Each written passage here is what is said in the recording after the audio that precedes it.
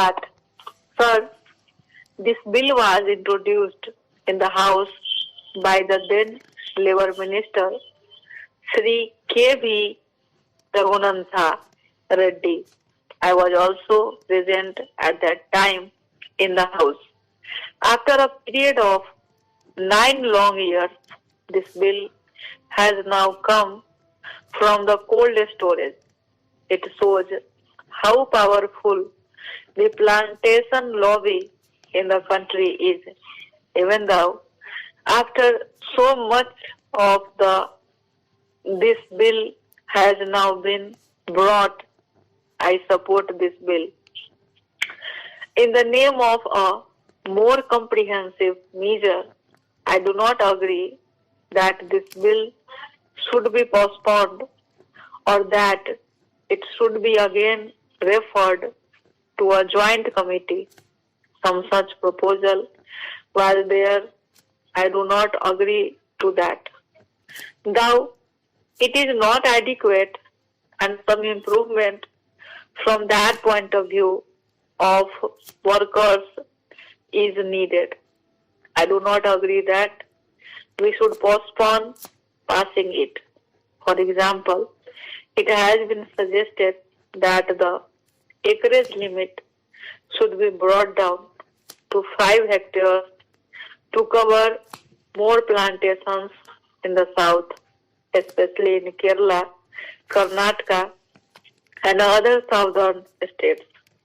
Many plantations are not covered by this bill.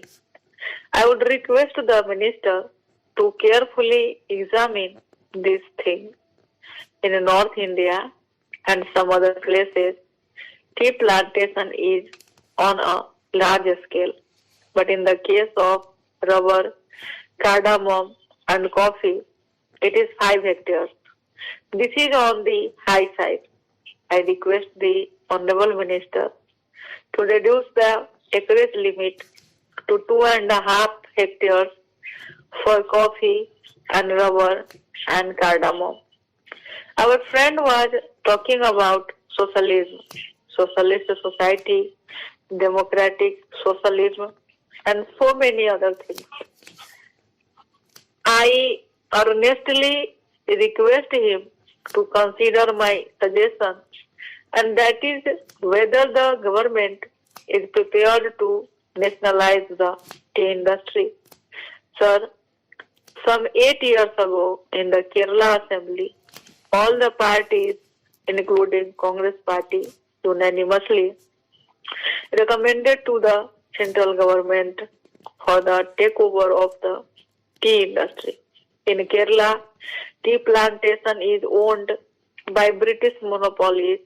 Even in the Assam Assembly, all the parties unanimously passed a resolution suggesting takeover of this industry. Are you prepared to take over this industry, especially this tea industry? I pose this question to the central government. Sir, this tea industry is owned by foreign monopolies and they are exploiting the workers. The situation in the tea industry is deteriorating. Are you prepared to nationalize it? When you talk to socialism, unless this is nationalized, you cannot meet the demands of the workers.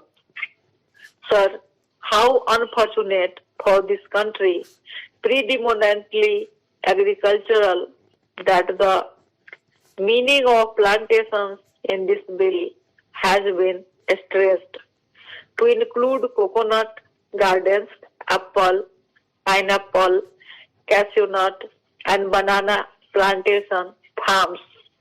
I am glad that wisdom has dawned on the government not to accept these recommendations of the committee. If I were an anarchist or a member who wished ill of this government, I would have pleaded with the government to stretch the meaning of plantations to cover all agricultural land in the country and attract the provisions of this bill. Then we could have seen the beginning of convulsions and revolutions in this country as the debt-ridden farmers being unable to fulfill the provisions of this bill would have started filling up jails for violations of its provisions.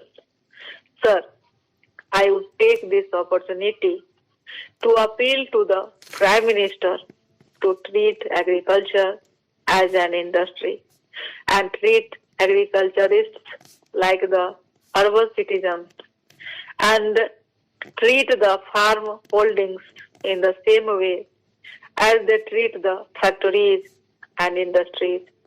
The government should start finding out the invidious and discriminatory laws passed in the country since independence adversely affecting the farming community and review those laws if they want to ensure integrated development of the country. Mr. Vice Chairman, sir, you know the undivided Congress, the Indian National Congress, fought for plantation labor and also for the rights and privileges of the peasantry. It was Sardar Vallabhbhai Patel and Mahatma Gandhi in the Chauri Chaura movement who brought the peasantry to the forefront to the leadership of the Indian National Congress. As successors of those great leaders in that organization, it is high time the Congress did their best for the plantation labor as well as the unorganized peasantry in that area. Even in Mexico, in Algeria, in Russia, or in Cuba, or in other countries, it was the labor, the plantation labor, who took the revolution to its final goal. Here in this country, we do not want to see another bloodbath. We do not want to see that they take up arms against the government or against employers as people's representatives and as government of the people. We must do our best to solve their problems, whatever their grievances are, whatever their difficulties are, instead of allowing anybody to take advantage of their poverty and their difficulties. I know what goes on with plantation labor. I can give instances of different plantations. I come from West Bengal, where tea plantation is a very big factor, and I know how plantation labor are still being exploited. Housing facility near the plantations is a must for them under the Act. Stop.